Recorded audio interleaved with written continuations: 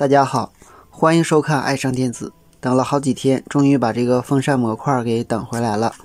下面我把这个风扇模块给它卸下来，这面呢是用吸器给它卸下来的，但是这面呢引脚特别密，看来吸器是不行了。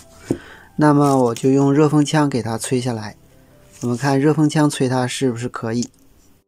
现在把风枪的温度调到了340度，风速调到了2。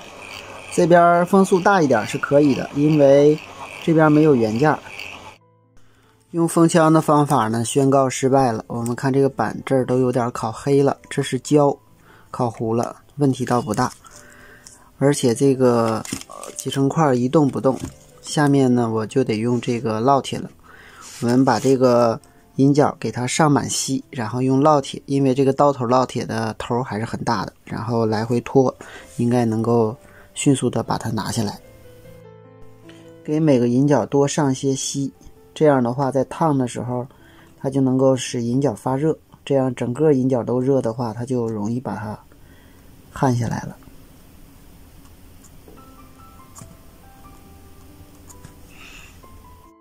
用烙铁加热脱焊的方法还是比较可行的，因为我们的烙铁它的温度很高，我们只需要把它多放点焊锡，这样就给它脱焊下来了。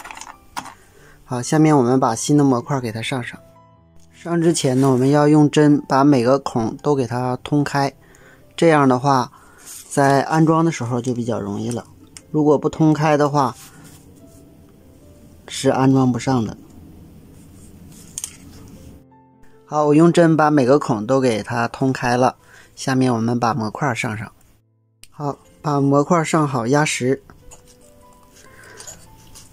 压实了以后，我们就可以在那边给它焊上了。头一次焊接的时候，焊锡不要上太多，我们只要试试它好不好使，如果不好使的话还需要拆焊。焊完了以后，我们检查相邻两个引脚不短接，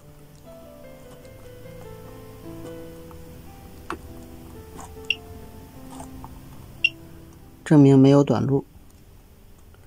没有短路的话就可以上电试机了。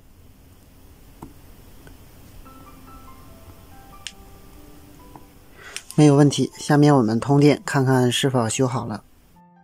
到这里呢，这个风机模块就焊好了，现在风机也能够正常旋转了，但是呢现在是报压缩机保护故障，看来还是要继续维修。下面我们把这个模块给它焊好。焊之前要把电先放一下，